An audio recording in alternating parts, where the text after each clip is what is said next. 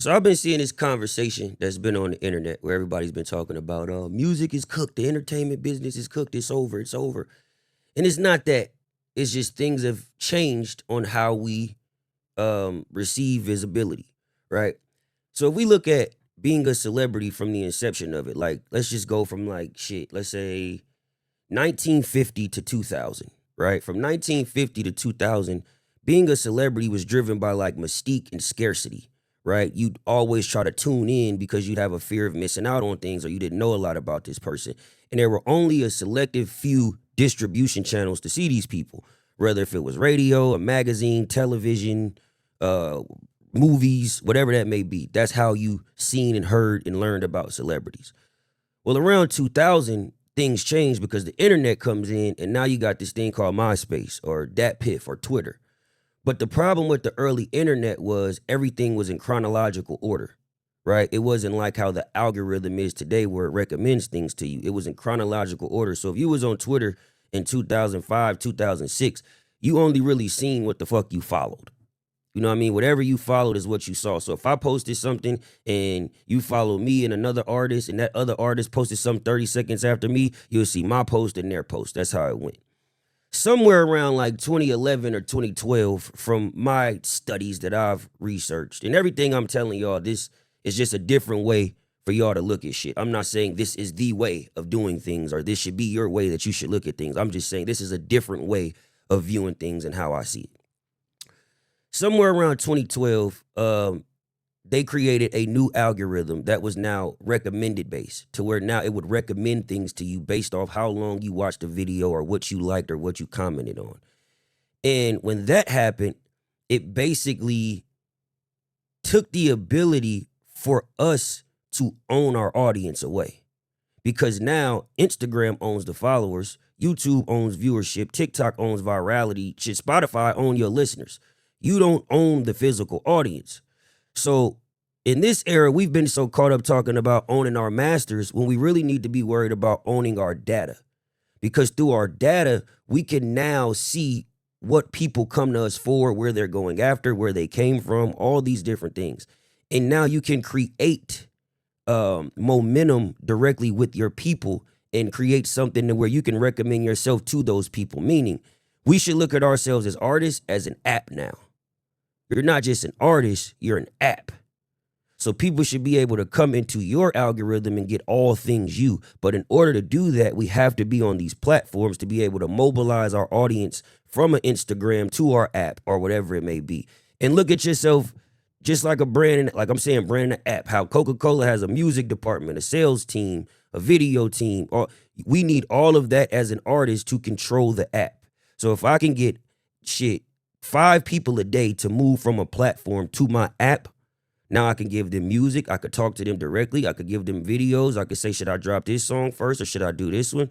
And then you could build your career with your audience instead of trying to get mass amount of attention at one time like we once did with radio and Billboard charts and all that. Like instead of being number one on Billboard, I think it's going to transition into like you being the number one song in Nike. Or you being the number one song played in all the Apple stores or something like that. I think it'll change into that and you can dominate that sector of the world.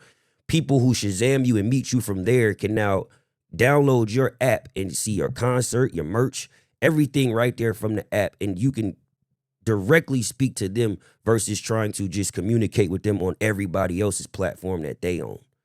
So I would say in this era, if you are an up and coming artist, build your community. Don't necessarily chase statistics and placement and status, right? Like being a number one Billboard song. You don't necessarily got to chase that. Be number one to your audience. Control that sector. Make that sector so big and so prominent and so valuable that people can't ignore you. Now, when you're talking to brands or labels, you have the leverage and the value because you're not just bringing talent and good music. You're bringing data and a community to these people's brand and their community as well. So now you're amplifying what it is they're trying to do, whether that's for a campaign, for a commercial, clothing line, sponsored partnership, whatever it may be. Now you bring something to the table other than just talent. So this isn't about talent anymore. It's about digital real estate. Digital real estate. How much real estate on the internet can you own? How can you mobilize your audience? Keep them entertained, keep them paying, keep them to trust you. You know what I mean? You want to build trust. So it's 4 pillars that I want artists to understand before I end this, right? As an artist, you want to establish identity. This is something I had a hard time trying to figure out. I remember Stat Quo used to be on me all the time, like, bro, you got to do this, you got to do that, or you got to woo. And I used to think he was just picking on me, but he was really trying to give me some game. And the game that he was trying to give me is what I'm about to give y'all, right? It's 4 pillars. As an artist, you want to identify with your audience, right? So they know what they come to you for. They know your identity. Once you identify with them, you will develop an audience. You will start getting an audience, right? You will get attention, people that like you. That's 2. Once you get that attention comes 3. You want to build trust with that audience now. You build trust through consistency, consistently serving your audience and letting them know that he's going to always give us what we ask for, whether that's a podcast every certain day or this time, or a music drop every Friday, whatever that may be. And after that 3rd one, you want to build an ecosystem. You want to build an ecosystem around that audience to be able to serve them, maximally serve them every single day with new content, new music, new everything. Look at yourself as a Netflix. Look at yourself as a Paramount, right? You're producing content, music, all of these things to get people to come to your app so you can control that data and keep them on your platform. Even if you're now licensing someone else who has a hot song and you put it on your platform and they can only get it from your platform. You get what I'm saying? Now, what that does is you're getting attention, not only from that artist, but now you kind of becoming your own label, which is another conversation we'll have on the stream this coming Wednesday, as far as stores or small sectors becoming their own label. I think Nike will become a label one day. I think Adidas will become its own label one day, and people will solely make music for Adidas, and it'll play in all their stores and all their commercials, and you'll funnel your fan base and community through them. So, like I said, identity, audience, trust, ecosystem. Those are the 4 things you want to do right there. And super serve your audience. Don't be scared. We not in the days no more where you got to be mystiqueness and keep this secret about yourself. The people want to be right there with you. They want something that's real. They want to know they relate. People tired of watching people watch people, right? They want some type of information and something they could take. And it's time for us to give it to them. Till next time, see y'all soon.